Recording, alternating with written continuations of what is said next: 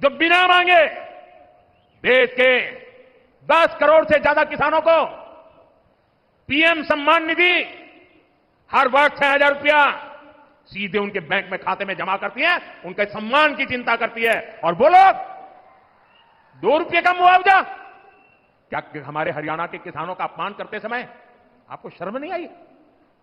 ये सम्मानित किया जाता था।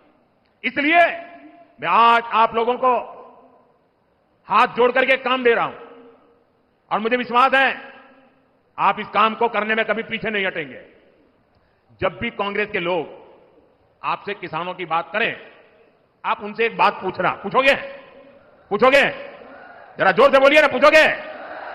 जरा उनको पूछना कि आप जो हरियाणा में बड़ी बड़ी बातें करते हो, बड़ी बड़ी घोषणाएं कर देते हो, तारे तोड़ करके लाने की बातें कर रहे हो, अरे भाई तुम्हारी कर्नाटका में सरकार है, तेलंगाना में सरकार है, हिमाचल में सरकार है, कुछ तो लागू करके दिखाओ।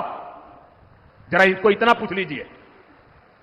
ये यहां बातें करते हैं और वहां लागू नहीं करते हैं। कर्नाटका में इनकी सरकार है, वहां कांग्रेस सरकार बनने के बाद सैकड़ों किसान आत्महत्या कर चुके हैं। सच्चाई यही है कि कांग्रेस देश के किसानों के जान की दुश्मन है। वो सिर्फ किसानों को झूठ बोल सकती है। यहां कांग्रेस ने एमएसपी पर भी आपसे सिर्फ झूठ बोला है।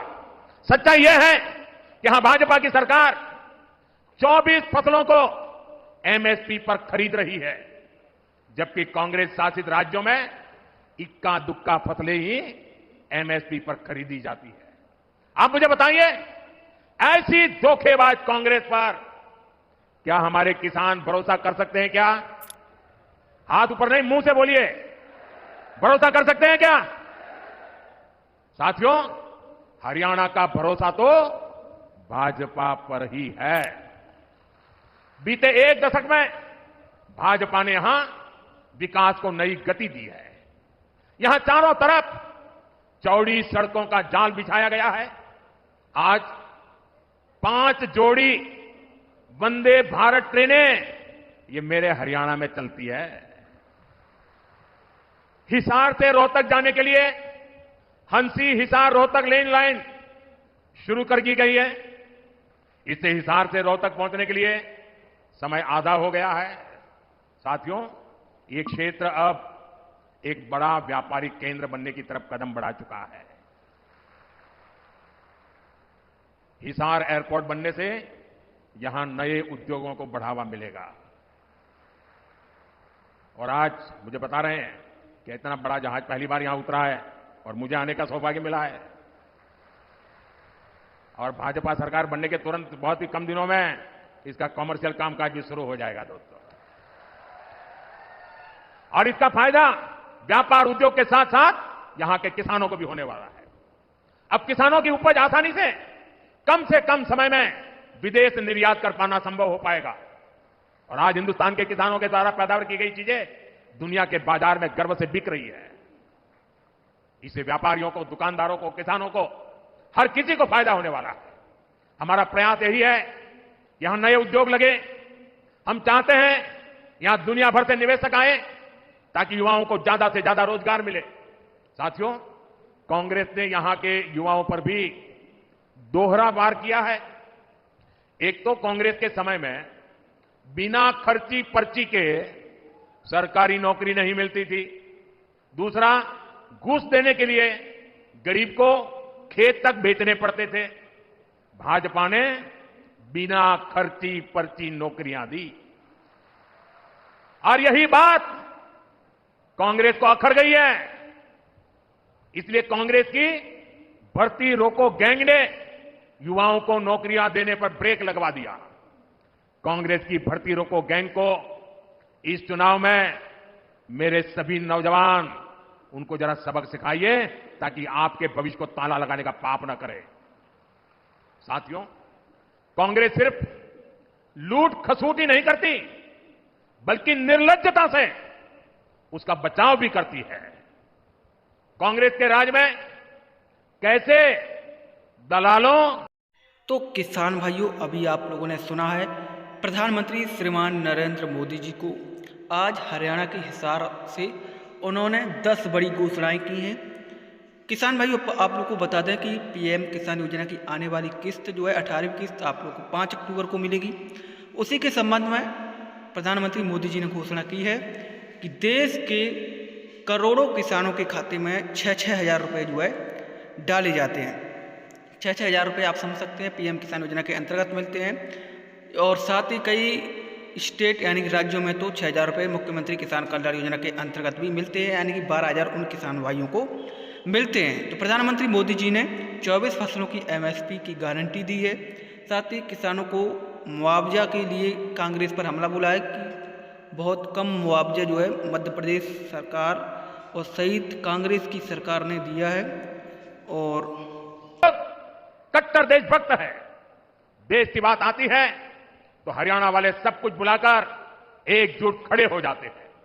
इसलिए कांग्रेस का असली चेहरा भी आपको याद रखना है। आज की कांग्रेस अर्बन नक्सलियों के चंगुल में है। मैं कोई ढकी छुपी बात नहीं कर रहा। कांग्रेस के नेता विदेश जाते हैं तो किससे मिलते हैं?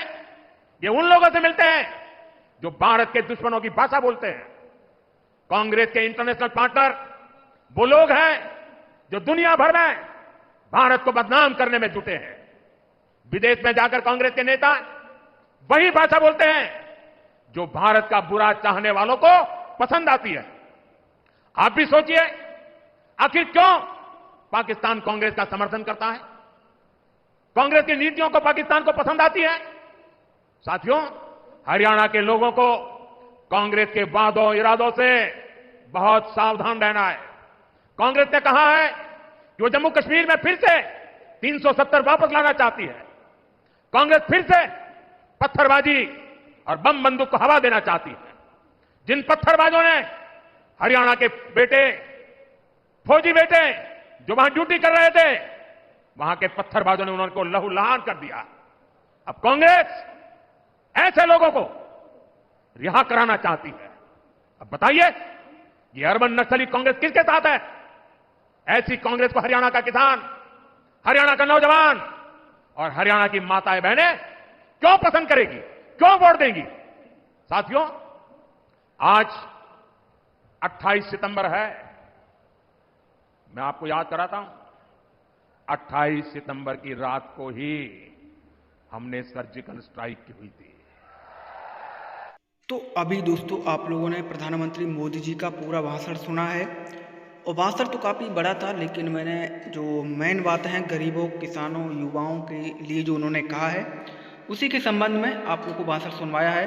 अब मैं आप लोग को मुख्यमंत्री डॉक्टर मोहन यादव जी का भाषण सुनवाते हैं, क्योंकि मध्य प्रदेश के युवाओं को भी अब रोजगार मिलने वाला है। इसके संबंध में डॉक्टर मोहन यादव जी ने बड़े बड़े देशों से उद्योगपति बुलाए थे, जैसे जो है फैक्ट्री में लोगों को काम मिले, इसके लिए सरकार हर संभव प्रयास कर रही है, प्राइवेट सेक्टर में भी और सरकारी सेक्टर में भी। ये काफ़ी अच्छी बात है। आप लोगों को बता दें कि डॉक्टर मोहन यादव जी ने कई बड़े ऐलान किए और प्रधानमंत्री मोदी जी ने तो किए ही है, यानी कि कांग्रेस पर जबरदस्त हमला बोला है। चलिए हम सुनते हैं आगे वो क्या कहते हैं, क्योंकि पूरा वीडियो आप लोग जब देखेंगे तो आप लोगों को सब कुछ पता चल जाएगा दोस्तों। तो चलिए हम उनका पूरा भाषण सुनते हैं, फिर आगे आपको बताएंगे। एक बड़ा इन्वेस्टमेंट करने वाले हैं। धीरे धीरे मत आओ, दिल खोल के आओ, एक बार में आओ। परमात्मा ने मौका दिया है। यहाँ पर जो संभावना है बाकी कहीं नहीं मिलेगी। नर्मदापुरम में इंसोलेशन ग्रीन एनर्जी का 1600 करोड़ का नया इन्वेस्टमेंट किया है। इसमें 400 लोगों को रोजगार मिलेगा। नर्मदापुरम में दूसरा नौकरणी ऊर्जा का 1000 करोड़ का नया इन्वेस्टमेंट आया, इसमें 200 लोगों को रोजगार मिलेगा।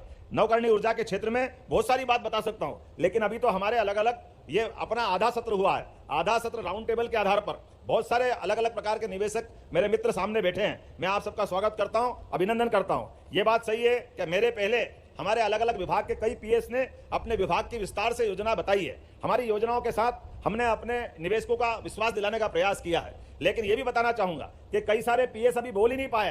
हेल्थ के पीएस बैठे हैं, एजुकेशन के पीएस बैठे हैं और हमारे बहुत सारे सेक्टर खाली रह गए। लेकिन समय की सीमितता है, हमको एक ही दिन में सब काम करना है। लेकिन जैसे मैंने कहा, यह क्रम लगातार चलेगा। इसीलिए सब मिला के लगभग 19,000 करोड़ से ज्यादा आज प्रस्ताव प्राप्त हुए। जोरदार अभिनंदन कर दो सभी के लिए एक बार में। जिसके माध्यम से लगभग 30,000 लोगों के रोजगार की संभावना बनेगी। ये हमारी इन्वेस्टर समिट की अपनी ताकत है। मैं उम्मीद कर रहा हूं हमारी वृहद इकाई या एमएसएमई सेक्टर, लेकिन मुझे बताया गया है कि इस बुंदेलखंड पर हमने जब विकास की बात कही है तो इंफ्रास्ट्रक्चर भी डेवलप कर रहे हैं, उसमें पर्याप्त ध्यान देंगे। लेकिन रोजगार की बात कर रहे हैं तो रोजगार की हमने चरणबद्ध रचनाएं बनाई, और चरणबद्ध रचनाओं में पहली रचना हमारे अपने मध्य प्रदेश के अंदर किसी भी जिले में अगर कोई भी हमारा छोटे से छोटा निवेशक, छोटे से छोटा उद्यमी अपना कोई कामकाज कर रहा है तो उसके कामकाज को सरलता के साथ सरकार वो जहां से कर रहा है वहां भी प्रोत्साहन देगी। हमारी कोई इस मामले में भावना नहीं है कि बड़े इंडस्ट्रियल बेल्ट में आकर वो अपना काम धंधा करे। यहां मुझे बताया गया है कि चांदी का काम करने वाले लोग अच्छे हैं, उनको भी मदद की जाएगी। इस सेक्टर में भी हमारी तरफ से कोई कमी नहीं रहेगी। इसी प्रकार से बीड़ी उद्योग की बात आई थी, सारे लोगों को मैं भोपाल बुला रहा हूं कि बीड़ी उद्योग के आधार पर भी अगर रोजगार की संभावना है तो तेंदुपत्ता भी हमारे पास है, उसका काम करने वाले लोग भी हमारे पास है। आपके सेक्टर में भी कोई परेशानी नहीं, और भविष्य की दृष्टि से हमारे अपने इस केवल यहां नहीं हर जगह के लिए। और एक और आपकी जानकारी के लिए बता दूं, बुंदेलखंड में तो एक तरह से बिल्कुल बदलते हुए दौर में आने वाले 5 साल के अंदर बुंदेलखंड के लिए आप लोगों से एक निवेदन करना चाहता हूं। आपको बताता हूं संभावना। यशस्वी प्रधानमंत्री के नेतृत्व में केन बेतवा नदी लिंक योजना के माध्यम से 2.5 लाख हेक्टेयर के अंदर यहां सिंचाई की संभावना बन रही है। बड़े पैमाने पे पूरा क्षेत्र बदलने वाला है। जितना ये कष्ट भोग करके पुराने समय में बुंदेलखंड के लिए जो तकलीफ थी, आज के दौर में आने वाले समय में पूरा का पूरा क्षेत्र बदलकर समूचा क्षेत्र ये पंजाब को पीछे छोड़ेगा, इसकी गारंटी ले सकता हूं। इतना अपने आप में यहाँ एग्रीकल्चर की संभावना रहने वाली है। और न केवल हमारे सिंचाई के क्षेत्र में बल्कि पशुपालन को लेकर के हमने नेशनल डेयरी डेवलपमेंट बोर्ड के माध्यम से एक एमओयू किया है, और आने वाले 5 साल में अभी देश का 10वां हिस्सा के बराबर दूध हम उत्पादन करते हैं, लेकिन हमारा लक्ष्य है कि आने वाले समय में हम 5वें नंबर पे पहुंचे, डबल उत्पादन क्षमता बढ़ाएं। तो जो कृषि उत्पादन के साथ साथ किसानों की भी आय डबल करने के लिए दूध उत्पादन में उनको अपना सहभागी बनाएं। इसी प्रकार से हार्टिकल्चर का बहुत बड़ा सेक्टर है, हार्टिकल्चर के सेक्टर में भी हमने बहुत अच्छी पॉलिसियां लाई। इसलिए फूड इंडस्ट्रियों की बड़ी संभावना भी इसी क्षेत्र में